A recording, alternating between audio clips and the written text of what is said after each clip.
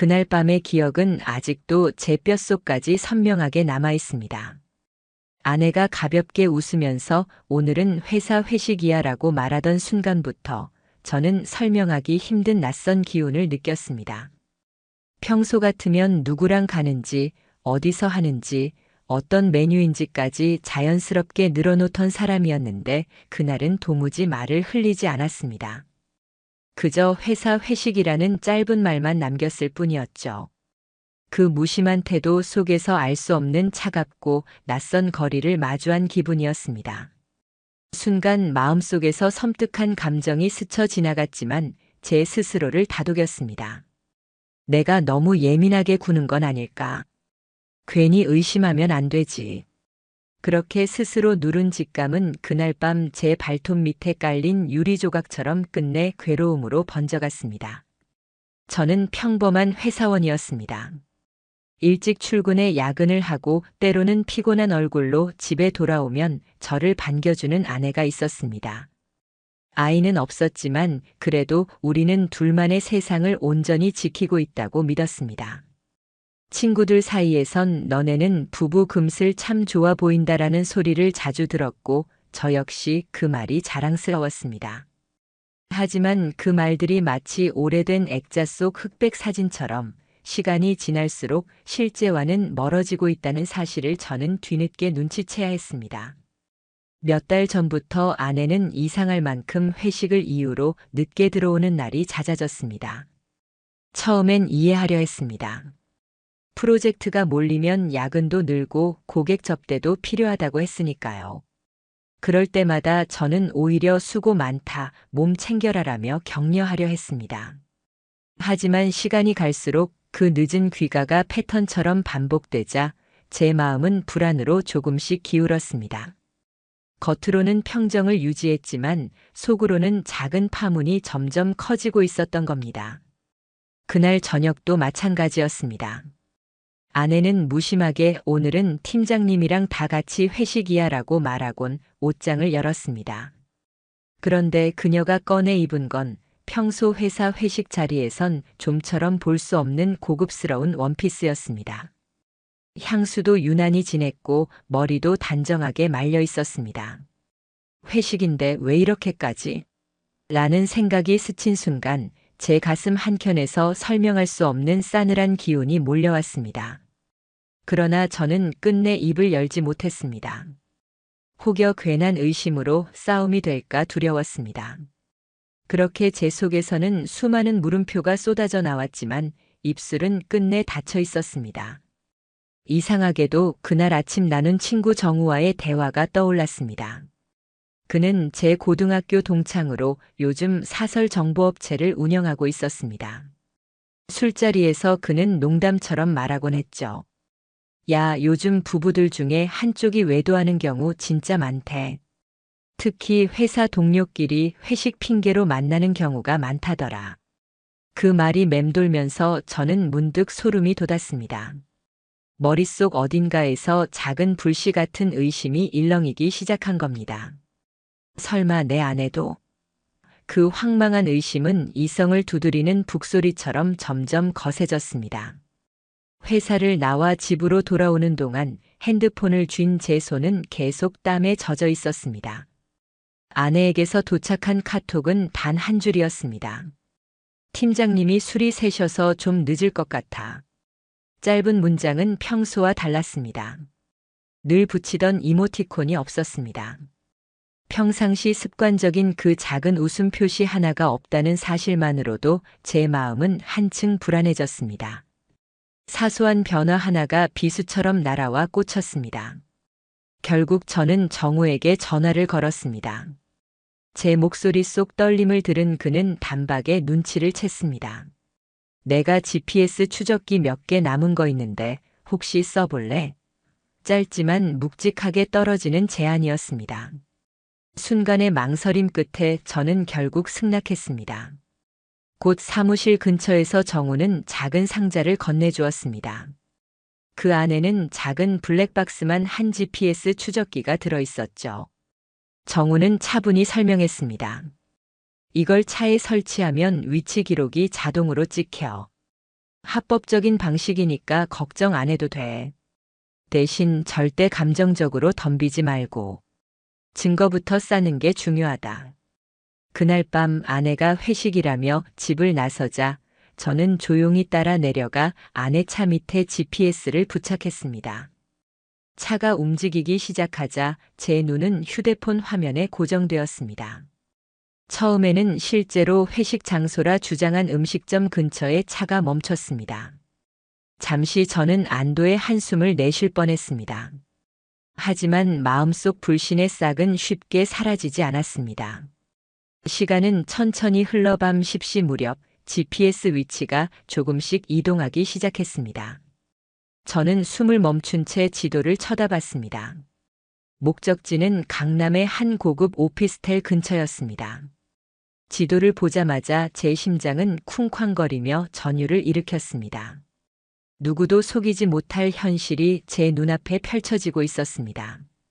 회식에 어울리지 않는 낯선 건물의 좌표가 제 의심이 단순한 상상이 아니었음을 증명하고 있었습니다. 저는 차를 몰아 강남으로 달렸습니다. 오피스텔 맞은편 카페 주차장에 겨우 차를 세우고 건물 입구를 응시했습니다. 마치 제 몸을 감싼 공기가 곧 폭발할 듯 무겁게 짓눌렀습니다. 핸드폰을 쥔 손은 심하게 떨렸고 저 자신마저 낯설게 느껴졌습니다. 그리고 제 눈앞에서 믿을 수 없는 장면이 펼쳐졌습니다. 검은 정장을 입은 한 남자가 오피스텔 로비를 나왔습니다. 그 뒤 여전히 고급스러운 원피스를 입은 제 아내가 그 뒤를 따라 나왔습니다. 제 머릿속은 하얗게 날아갔습니다. 눈앞에서 현실이 부서지고 있었습니다. 분명 회식이라더니 오피스텔에서 다른 남자와 함께 나오는 아내의 모습. 그 순간 모든 감각이 파편처럼 흩어져 내리고 있었습니다. 그러나 저는 달려들지 않았습니다. 고함을 지르지도 않았습니다. 차가운 분노가 피 끓는 감정을 눌러냈습니다. 대신 손에 쥔 카메라로 그 장면을 찍었습니다. 택시에 나란히 올라타는 둘의 모습까지 기록했습니다. 그리고 정우에게 사진을 보내며 짧게 말했습니다. 이제부터는 끝까지 가야겠다. 정우의 답은 명확했습니다. 감정에 휩쓸리지 말고 증거를 최대한 모아. 결국은 법정 싸움이야. 그날 밤 집으로 돌아와 텅 빈 침대를 바라봤습니다. 그동안 서로의 체온으로 채워졌던 공간이 이제는 차갑게 얼어붙은 공기만 맴돌고 있었습니다. 휴대폰 속 사진을 몇 번이고 되짚어보며 저는 이를 악물었습니다. 여기서 멈추지 않는다. 반드시 끝을 본다. 제 안의 결심은 그렇게 단단해졌습니다. 다음 날 정우는 다시 저를 만났습니다. 그는 전문 변호사를 소개해줬습니다. 상간 소송 경험이 많은 변호사였습니다. 그녀는 단호하게 말했습니다. 증거 확보가 가장 중요합니다. 신원을 정확히 확보하고 영상과 사진까지 확보했다면 이미 절반은 성공입니다. 추가로 그 남자의 사회적 위치나 직분의 흠결을 드러낼 수 있다면 위자료 액수나 타격도 크게 커질 것입니다. 저는 그 조언을 마음속 깊이 새겼습니다. 더 이상 감정 따위에 휘둘릴 수 없었습니다. 치밀하고 냉정하게 한 걸음 한 걸음 밟아 나가야만 했습니다. 그 순간 저는 이미 한 남편이자 한 회사원이 아니라 진실을 끝까지 추적해내겠다는 결심만으로 움직이는 또 다른 사람이 되어 있었습니다. 그날부터의 저는 분노와 배신감 속에서 오히려 기묘한 집중력을 발휘했습니다. 그동안의 낡은 소심함은 모두 벗어던지고 마치 전쟁 준비를 하는 장수처럼 칼날 같은 결단을 다지고 있었습니다. 더 이상 뒤로 물러설 수 없었습니다. 아내의 차에 설치해 두었던 GPS는 제게 냉정하고 잔혹한 진실을 조금씩 드러내고 있었습니다. 그저 일회성의 실수가 아니기를 바라는 마음과 오래 이어진 흐름일 거라는 불길한 예감이 동시에 괴물처럼 제 마음을 갉아먹었습니다. 추적 결과는 냉정했습니다. 일주일간의 기록을 확인해 보니 아내는 단순히 회식 있는 날뿐 아니라 평범한 평일 저녁에도 강남 일대를 꾸준히 드나들고 있었습니다. 퇴근 시간이면 곧장 집으로 와야 할 시간이었지만 그녀의 차는 늘 어김없이 밤 8시쯤 강남 쪽 건물에 멈췄다가 11시가 넘어서야 움직였습니다. 회사에서 집까지는 30분이면 충분한 거리였습니다. 하지만 그녀가 집에 들어오기까지 늘 3시간이 비어 있었습니다. 그 빈 시간은 제 가슴 한복판에 커다란 구멍처럼 뚫려 있었습니다. 더 이상 우연이 아니었습니다. 게다가 휴일조차 예사롭지 않았습니다. 아내는 일요일 낮에도 자주 외출을 했습니다. 내일 받고 올게, 친구랑 점심 약속이 있어라며 태연하게 말했지만 GPS 기록은 늘 다른 답을 내놓았습니다. 목적지는 강남의 한 건물이었습니다. 겉으로 보기엔 평범한 상업 건물 같았지만 그 안에는 휴먼 웰리스라는 유명 피부과 클리닉이 들어와 있었죠. 처음엔 그저 피부 시술 같은 걸 받으려는 줄 알았지만 빈도가 너무 잦았습니다. 단순한 관리 차원이라고 하기엔 지나칠 정도였습니다.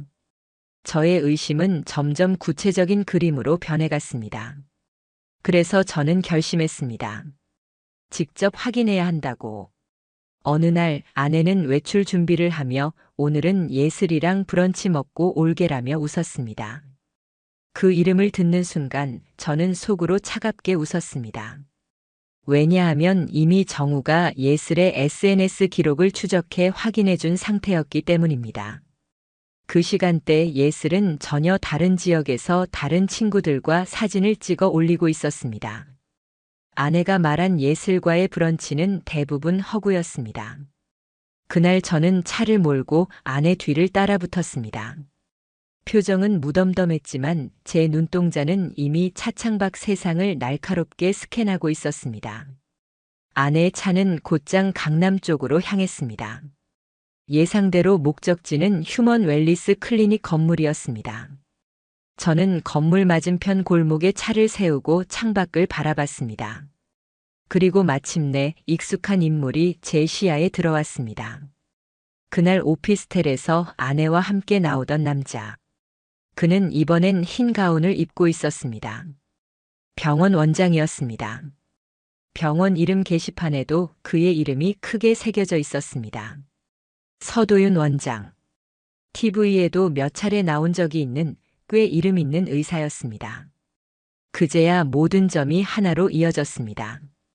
아내의 거짓말, 회식이라는 핑계, 예슬의 이름으로 감춘 행적, 클리닉의 방문.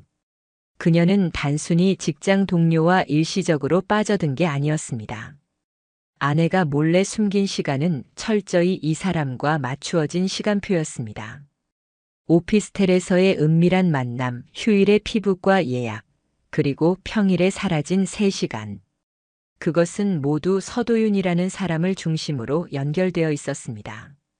그 다음 장면은 제 심장을 찢었습니다. 아내는 클리닉을 나와 그와 함께 길을 걸었습니다.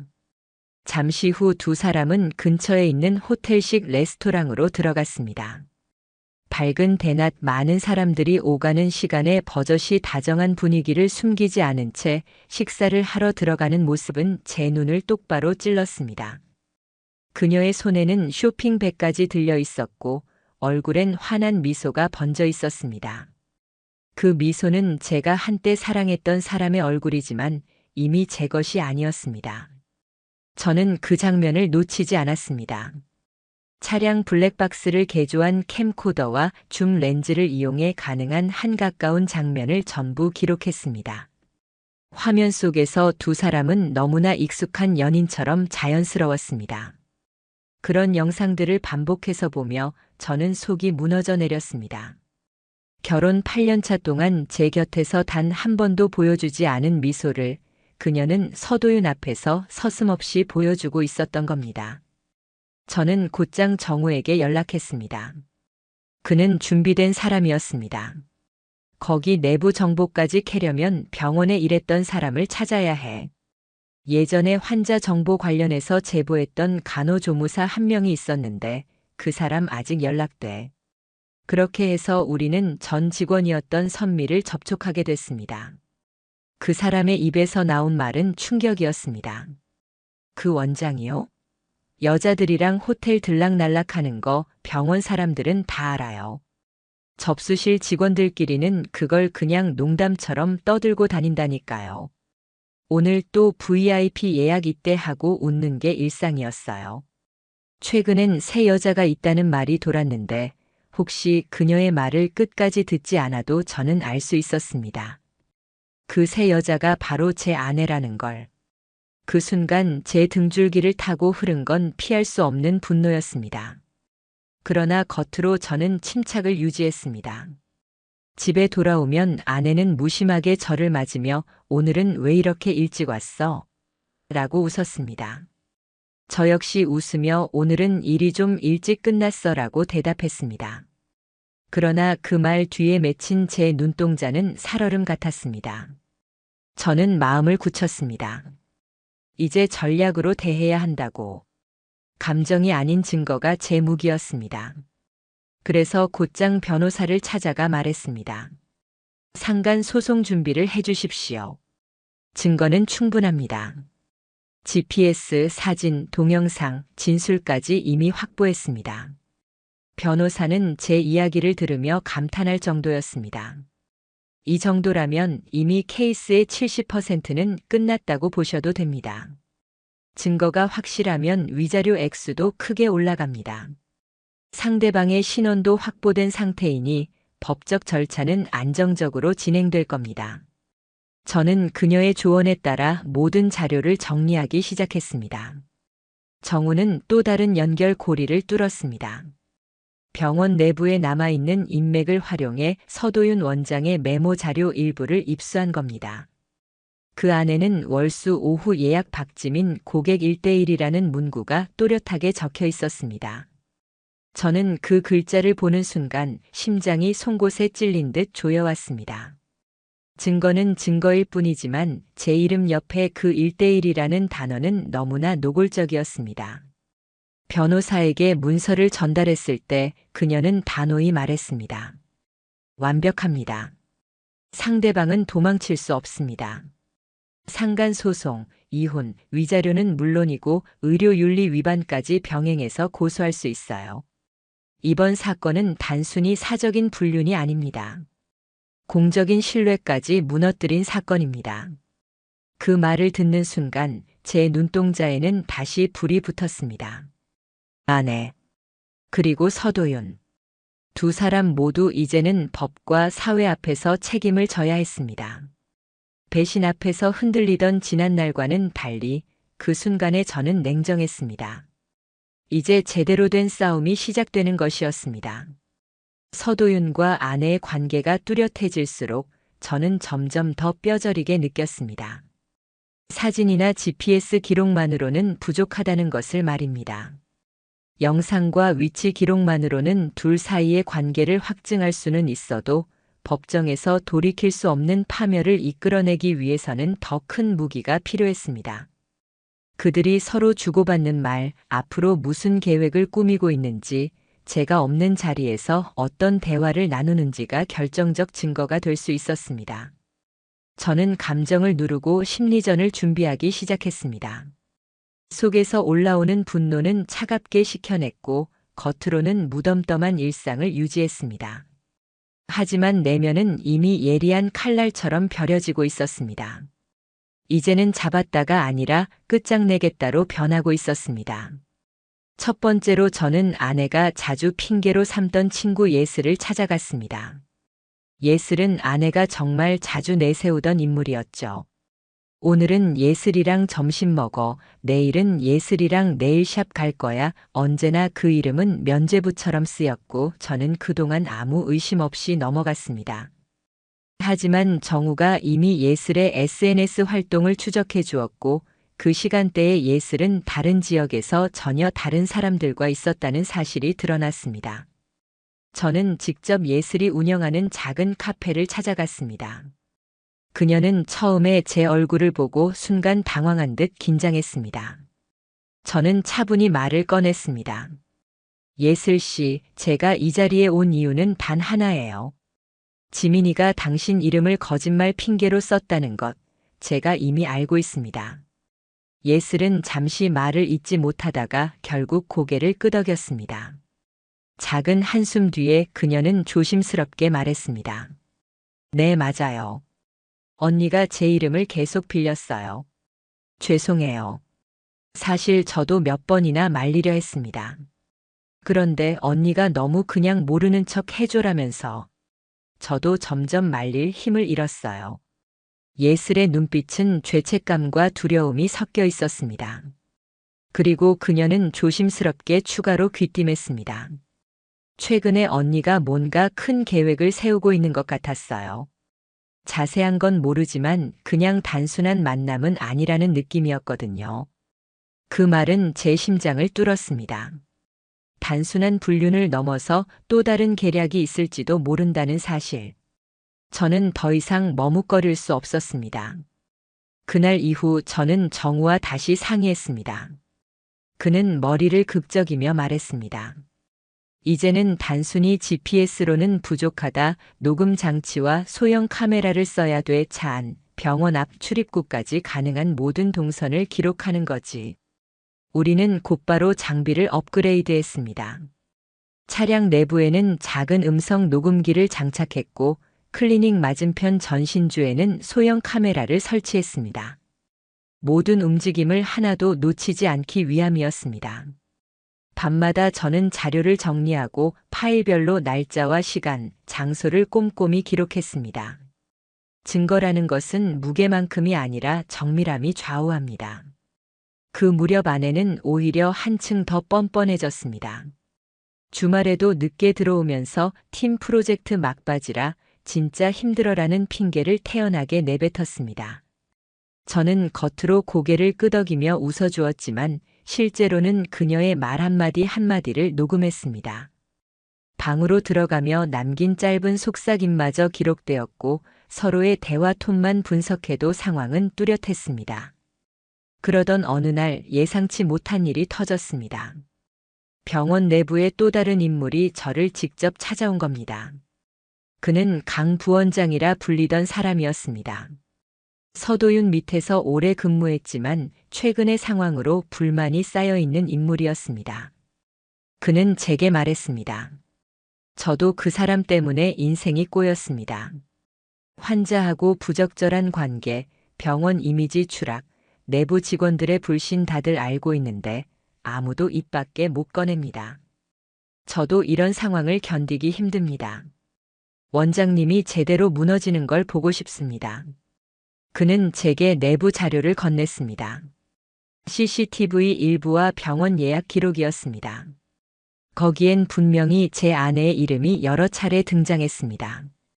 예약 메모란에는 VIP 외부 노출 금지라는 문장이 반복적으로 적혀 있었고 그 순간 저는 손끝까지 떨렸습니다. 이제 저는 돌이킬 수 없다는 걸 직감했습니다. 매일 아침 거울 앞에 서면 저는 이를 악물었습니다. 나는 왜 지금까지 몰랐을까? 왜 그 작은 거짓말들을 그냥 넘겼을까? 하지만 자책만 하고 있을 시간은 없었습니다. 저는 증거들을 하나씩 정리했고 증언들을 문서화했습니다. 어느새 제 테이블 위에는 사건 도표가 펼쳐져 있었습니다. 한눈에 봐도 명확히 드러나는 배신의 구조.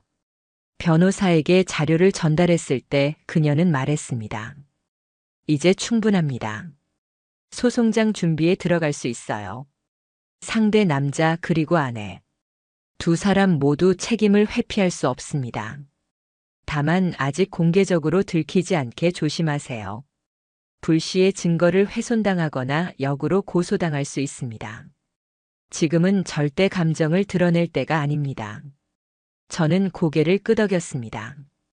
이제 저는 감정을 꾹 누르고 마지막까지 증거를 모으는 냉철한 수집가처럼 변했습니다. 밤이 깊을수록 집안 공기는 낯설게 흘렀습니다. 아내는 여전히 웃으며 요즘 왜 이렇게 말이 없어? 라고 장난스럽게 묻곤 했습니다. 하지만 저는 평범하게 피곤해서 그래라고만 대답했습니다. 단순한 문장 속에 제가 쌓아올린 분노와 결심이 숨어 있다는 사실을 그녀는 전혀 알지 못했습니다. 그러나 저는 알았습니다. 곧 이 집 안을 뒤흔들 폭풍이 몰려오고 있다는 것을. 문득 그녀가 제 앞에서 웃는 장면조차도 이제는 끝을 향해 걸어가는 마지막 잔상으로 보였습니다. 모든 퍼즐은 하나하나 맞춰지고 있었고 제 발걸음은 점점 더 치밀한 심리전을 향하고 있었습니다. 증거, 증언, 내부 제보, 거짓말의 붕괴. 이 모든 것이 한 방향으로 수렴하고 있었습니다. 그리고 저는 확신했습니다. 이제 곧 두 사람은 무너질 수밖에 없다는 것을. 정우에게 받은 장비는 생각보다 더 큰 힘을 발휘했습니다. 차 안에 숨겨둔 음성 녹음기가 마침내 제가 바랐던 순간을 포착해냈습니다. 그날은 아내가 서도윤의 차에 올랐을 때였습니다. 길게 이어지는 대화 중 결국 제가 원하던 말이 흘러나왔습니다. 우리 언제쯤 정리할 수 있을까? 고지지. 이번 분기 지나고 위자료만 어떻게 처리하면 돼? 그 사람은 아직 눈치 못 채고 있으니까. 그 두 줄의 대화는 제 인생의 판도를 뒤집었습니다. 거기서 말하는 그 사람이 저라는 사실은 명확했습니다. 더 이상 부정할 수도 변명할 수도 없는 말이었습니다. 혼인을 깨트리겠다, 위자료만 처리하면 된다. 그것은 단순한 감정의 일탈이 아니라 두 사람이 이미 어떤 계획까지 세워둔 증거 그 자체였습니다. 저는 녹음 파일을 10번도 넘게 반복해 들었습니다. 들을 때마다 가슴이 찢어졌지만 동시에 머리가 차갑게 식어갔습니다. 그제야 알았습니다. 끝까지 참았던 이유는 단 하나였습니다. 바로 이 순간을 기다렸던 겁니다. 감정이 아니라 증거로, 결국 법치의 무기로 그들을 올가맬 날 말입니다. 저는 곧장 변호사에게 파일을 전송했습니다. 그녀는 목소리조차 낮추지 않은 채 단호하게 말했습니다. 이건 완벽합니다. 법원에 그대로 제출해도 문제가 없습니다. 단순 불륜을 넘어서 이혼 계획과 위자료 회피 의도까지 노골적으로 드러나 있네요. 재판부가 이걸 들으면 판단은 더 이상 복잡하지도 않을 겁니다. 이제 미룰 이유가 없었습니다. 바로 소송을 준비했습니다. 윤서는 차근차근 서류를 정리했고 저와 함께 각종 증거를 날카롭게 엮었습니다. 제게는 이미 산더미 같은 자료가 있었습니다. GPS로 기록한 이동 동선, 호텔과 오피스텔 출입 사진과 영상, 서도윤 병원 강 부원장의 내부 진술과 문서, 친구 예슬의 증언, 차량 내 녹음 파일, 병원 예약 내역과 VIP 1:1 메모.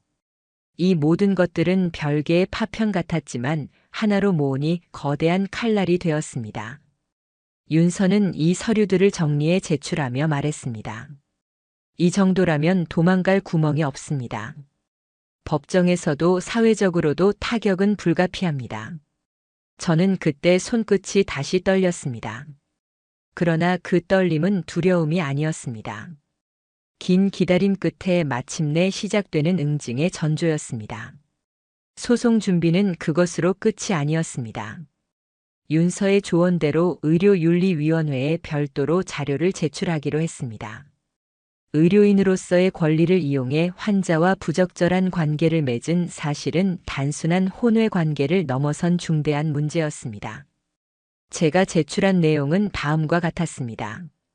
치료와 사적인 관계 혼용 정황, 병원 내부 예약 기록과 외부 노출 금지 문구, 내부 직원들의 진술, 환자 프라이버시 침해로 추정되는 상황.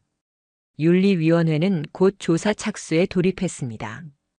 병원 내부 직원 전수 면담과 예약 내역 전체 검토까지 포함된 절차였습니다. 단순한 풍문이 아니라 이미 내부에서도 알던 사실이었기에 반응은 빨랐습니다. 저는 여기서 멈추지 않았습니다. 변호사의 조언에 따라 언론 카드도 고려했습니다. 직접적으로 이름을 공개하지는 않았지만 지역 커뮤니티와 몇몇 기자들에게 익명 제보를 보냈습니다. 제목은 단순했습니다.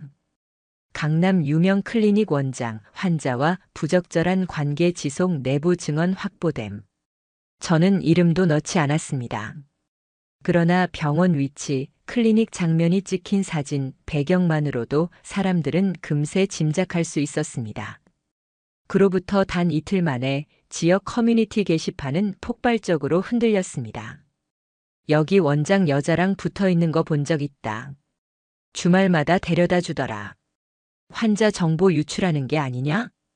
병원은 부랴부랴 SNS를 비공개로 돌렸고 예약 앱에서 후기가 비활성화되었습니다.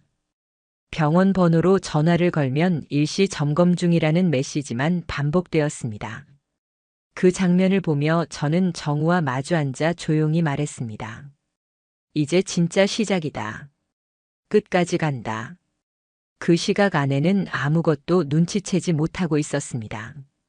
어느 날 그녀는 고급 빵집에서 케이크를 사들고 돌아와 그림처럼 웃어 보였습니다.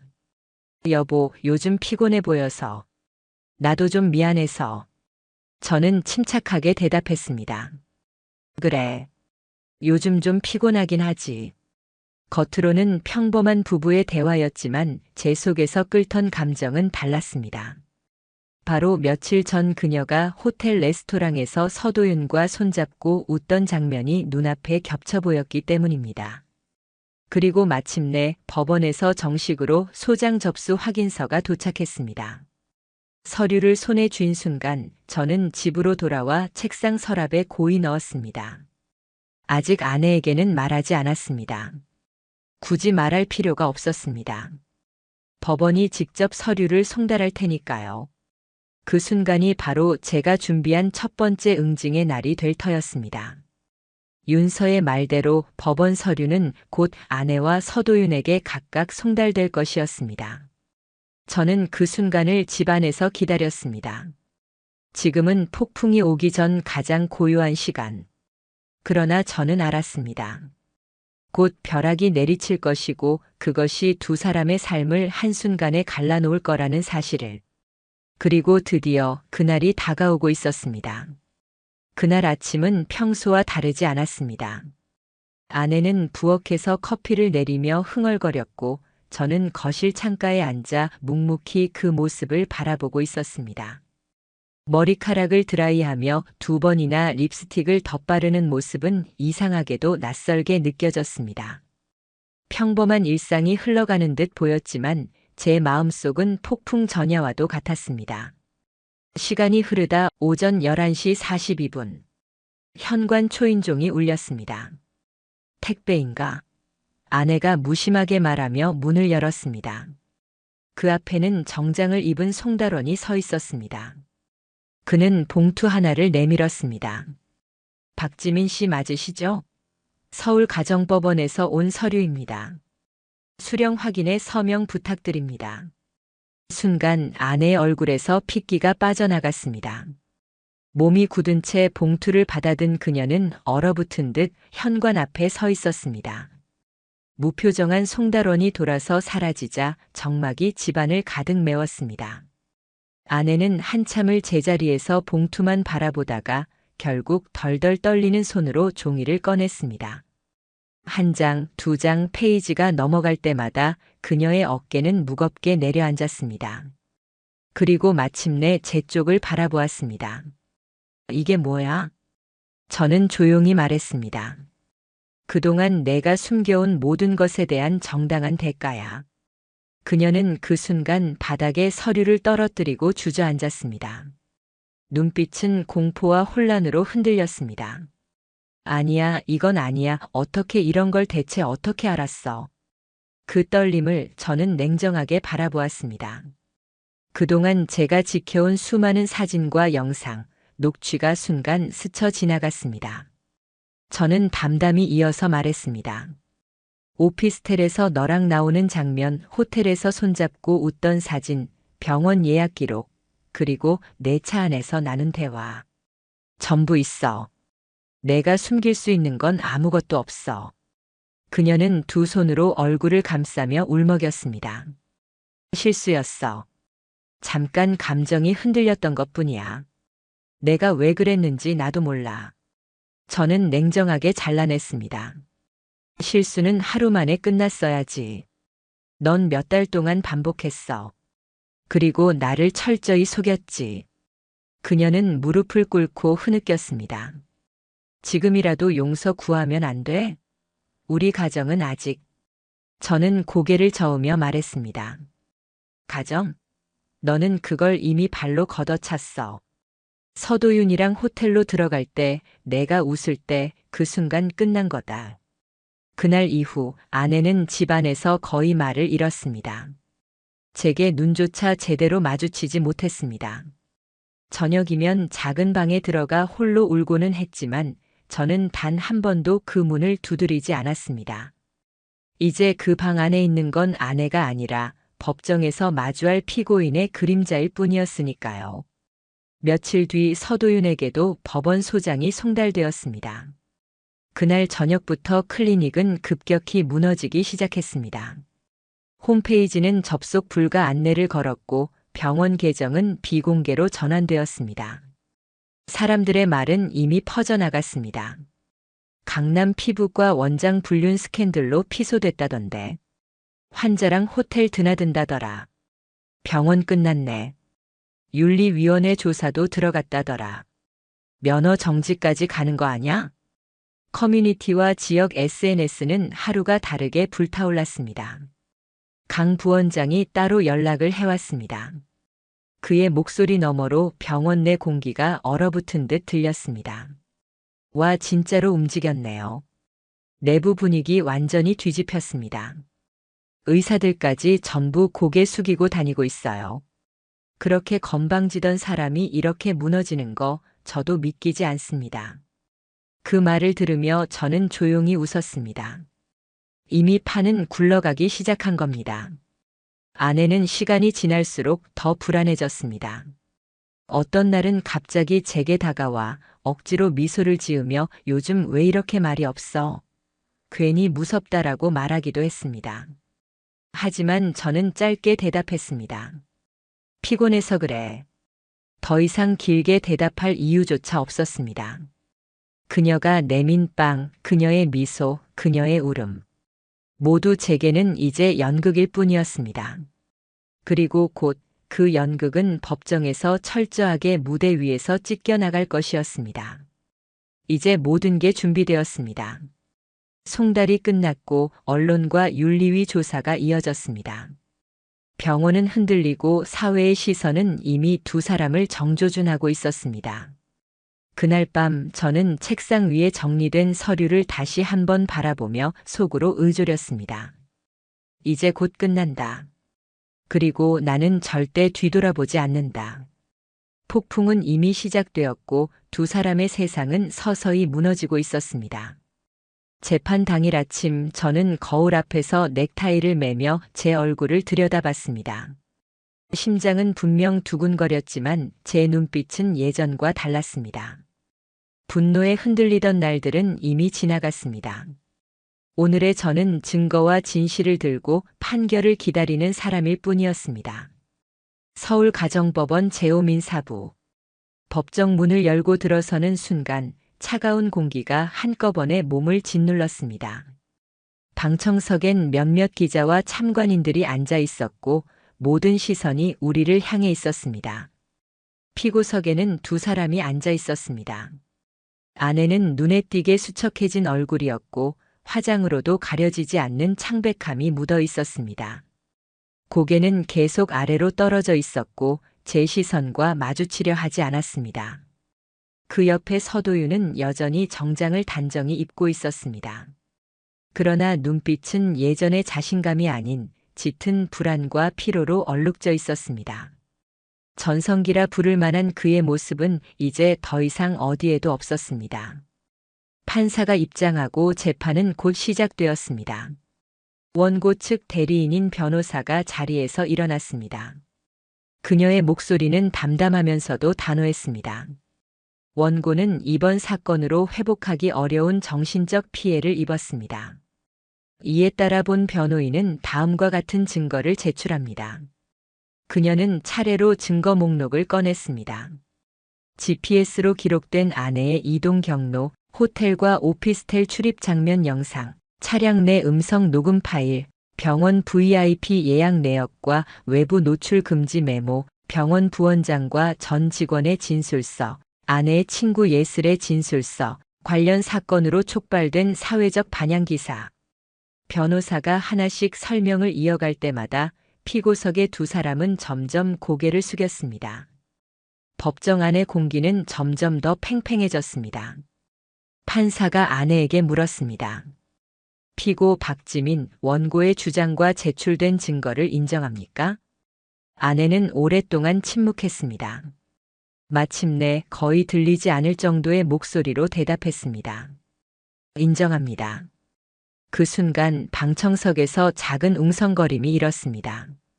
제가 수집한 모든 자료가 현실임을 아내 스스로 법정에서 확인해 준 순간이었기 때문입니다.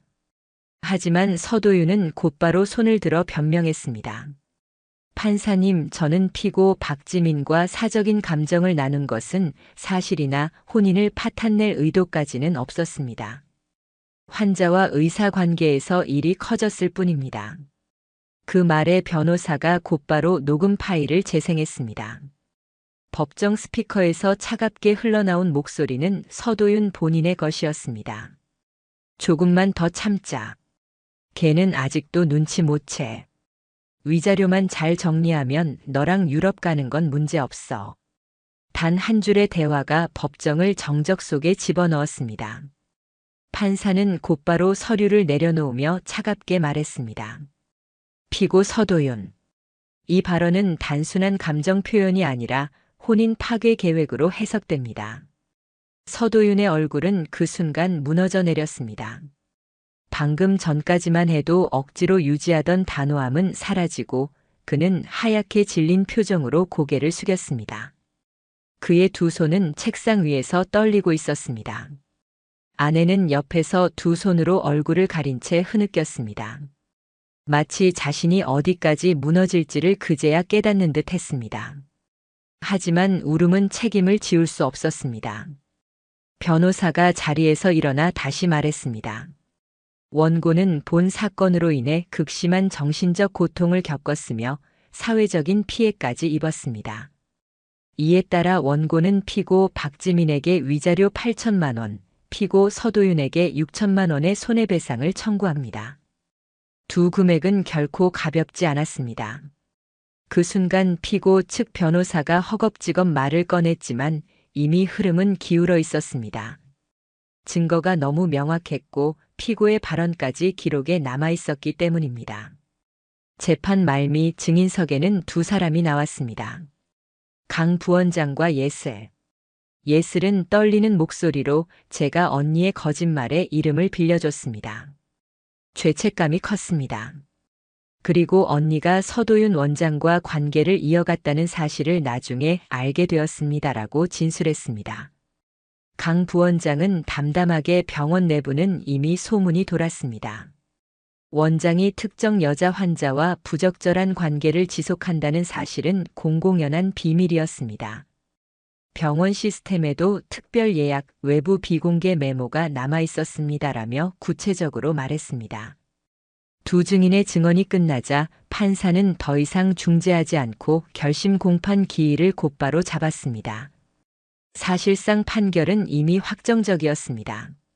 재판이 끝나고 자리에서 일어서는 순간 아내가 조심스럽게 제게 다가왔습니다. 그녀의 눈은 붉게 젖어 있었습니다. 정말 이렇게까지 해야 했어? 저는 짧게 대답했습니다. 당신이 먼저 그랬잖아. 내가 아니라 가정을 버린 건 바로 당신이었어. 그녀는 그 자리에서 더 이상 아무 말도 하지 못했습니다. 고개를 떨군 채 법정을 빠져나가는 그녀의 등은 작은 그림자처럼 보였습니다. 서도윤 역시 재판 직후 기자들의 질문을 받았습니다. 의사윤리위 조사 결과 사실인가요? 환자와의 관계에 대해 입장 밝히시죠. 그는 아무 말도 하지 못한 채 변호사 뒤에 숨듯이 고개를 숙이고 법원을 빠져나갔습니다. 화려한 언론의 중심에 있던 그가 이제 카메라 플래시 앞에서 초라한 뒷모습으로 찍혀 나가고 있었습니다. 저는 그 장면을 묵묵히 바라보았습니다. 그리고 마음속으로 단호히 말했습니다. 이제 남은 건 판결뿐이다. 그들의 파멸은 이미 시작됐고 그 끝은 내가 직접 찍어낼 것이다. 결심 공판 당일 저는 평소보다 훨씬 일찍 법원에 도착했습니다. 차갑게 정리된 복도를 걸어 대법정에 들어설 때 제 심장은 여전히 크게 뛰고 있었습니다. 하지만 이번엔 두려움이 아니라 확신이었습니다. 수많은 자료와 증인, 그리고 그들 스스로의 인정까지. 판결은 이미 굳어져 있었습니다. 피고석에는 아내와 서도윤이 들어와 있었습니다. 아내는 지난 몇 주 동안 더 수척해졌습니다. 화장을 했음에도 얼굴은 창백했고 눈밑은 어두웠습니다. 고개는 여전히 바닥을 향한 채였고 제 시선을 피했습니다. 한때 저와 함께 웃던 얼굴이지만 이제 더 이상 남편의 아내가 아닌 피고인의 얼굴이었습니다.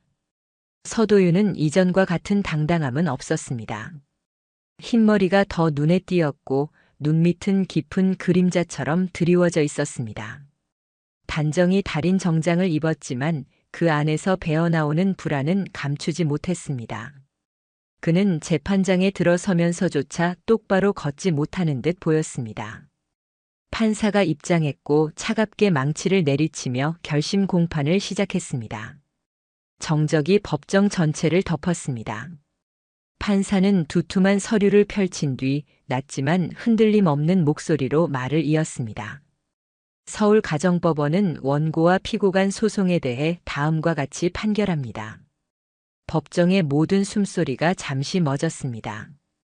피고 박지민은 혼인 파탄에 중대한 책임이 있으며 그 행위가 은밀하고 장기간 지속된 것으로 판단됩니다. 이에 따라 원고에게 위자료 8천만 원을 지급할 것을 명령합니다. 그 순간 아내의 어깨가 무겁게 흔들렸습니다. 손끝마저 떨리며 고개는 더욱 낮아졌습니다. 판사의 목소리는 이어졌습니다. 피고 서도윤은 원고의 혼인 생활에 개입하여 정신적 피해와 사회적 피해를 유발하였고 이는 윤리적사회적 기준을 현저히 위반한 행위로 판단됩니다. 이에 따라 원고에게 위자료 6천만 원을 지급할 것을 명령합니다. 서도윤의 눈이 순간 크게 뜨였습니다. 그는 책상 위에 손을 짚었지만 곧 주저앉듯 무너졌습니다. 그의 입에서 나오던 억지스러운 변명마저 더 이상 남아있지 않았습니다. 판사는 마지막으로 말했습니다. 또한 원고의 이혼 청구를 인용합니다. 이혼은 피고 박지민의 귀책 사유에 따른 것으로 명확히 인정됩니다. 그 말이 끝난 순간 법정 내부는 숨막히는 정적에 잠겼습니다. 아내는 허망하게 고개를 숙였고 서도윤은 자리에 주저앉아 아무 말도 이어가지 못했습니다. 두 사람은 마치 이미 모든 것을 잃은 듯 한마디 변명조차 꺼내지 못했습니다. 이제 거짓말과 위장은 더 이상 통하지 않았습니다. 판사의 목소리가 멀어져 가는 순간 제 가슴 한가운데서 묘한 감정이 일렁였습니다. 분명 참을 수 없는 분노로 시작했던 싸움이었지만 이제 남은 것은 차갑고 고요한 종결이었습니다. 재판이 끝나고 법정을 나설 때 아내가 마지막으로 제게 다가왔습니다. 그녀의 목소리는 거의 들리지 않을 정도로 낮았습니다. 정말 이렇게까지 해야 했어? 저는 짧게 대답했습니다. 내가 먼저였어. 내가 버린 가정을 내가 왜 지켜야 하지? 그녀의 눈에는 눈물이 맺혀 있었지만 더 이상 제게 통할 수는 없었습니다. 그녀는 고개를 떨군 채 무겁게 걸음을 옮겼습니다. 서도윤은 법정을 빠져나가다 기자들에게 가로막혔습니다. 환자와의 관계 인정하십니까? 윤리위원회 징계 여부 알고 계십니까? 본인 병원 폐업한다는 소문은 사실입니까? 그는 변호사 뒤에 숨듯 고개를 숙였고 입술을 물며 아무 말도 하지 못했습니다. 카메라 플래시는 쉼없이 터졌지만 그는 그 빛 앞에서 더 이상 환하게 웃던 유명 의사가 아니었습니다. 그저 사회적으로 추락한 하나의 몰락자일 뿐이었습니다. 저는 묵묵히 그 장면을 바라봤습니다. 제 몫의 분노는 이미 모두 증거와 판결 속에서 흩어졌습니다. 그리고 제게 남은 것은 단 하나. 끝이라는 확신이었습니다. 며칠 뒤 윤리위원회에서도 공식 통보가 왔습니다. 잡히고 서도윤은 의료인의 품위를 손상시키고 환자와의 부적절한 관계를 지속적으로 이어온 정황이 인정되었습니다. 이에 따라 의료계는 해당 의사에 대해 1년간 면허 정지 처분을 내리기로 결정했습니다. 아울러 관련 병원은 폐업 절차에 착수했습니다. 그 문장을 읽는 순간 저는 조용히 눈을 감았습니다. 의사로서의 마지막 명예마저 무너지고 그가 세운 병원마저 사라진다는 사실이 확정되었습니다. 아내에게서 메시지가 온 것은 그 직후였습니다. 정말 이렇게까지 해야 했어? 나 지금 아무것도 없어. 그 문장을 보며 저는 휴대폰을 책상 위에 내려놓았습니다. 이제 더 이상 대답할 필요도 없었습니다. 죄책감 대신 원망을 담은 그 말은 그녀가 끝내 변하지 않았다는 증거일 뿐이었습니다. 그리고 몇 주 후 정우에게서 연락이 왔습니다. 그 사람 해외 도피 시도하다가 출국금지 명단에 걸려서 조사받고 있대. 병원 회계 조작 건으로 국세청까지 들이닥쳤다더라. 그 소식을 들었을 때 저는 아무런 감정도 잃지 않았습니다. 제게는 이미 끝난 싸움이었습니다. 눈앞에 적을 쓰러뜨린 뒤 폐허가 된 그들의 세상이 어떻게 무너져 가는지는 그저 조용히 바라볼 뿐이었습니다. 서도윤은 결국 세무조사와 윤리위 징계를 겹겹이 맞으며 의료계에서 완전히 퇴출되었습니다. 언론은 그의 실명과 얼굴을 대대적으로 보도했습니다. 강남 유명 클리닉 원장, 환자와 불륜 법원 판결로 위자료 6천만 원 명령. 병원 외벽에서 그의 이름이 지워지는 순간의 사진을 정우가 보내왔습니다. 저는 화면을 한참 바라보다 짧게 답했습니다. 깨끗하네. 아내는 이혼 이후 친정으로 돌아갔지만 소문은 금세 돌았습니다. 그녀의 아버지가 지역에서 명망 있는 사람이었기에 이번 사건은 금세 알려졌습니다. 주변의 시선은 매서웠고 결국 그녀는 집에서도 버텨내지 못했습니다.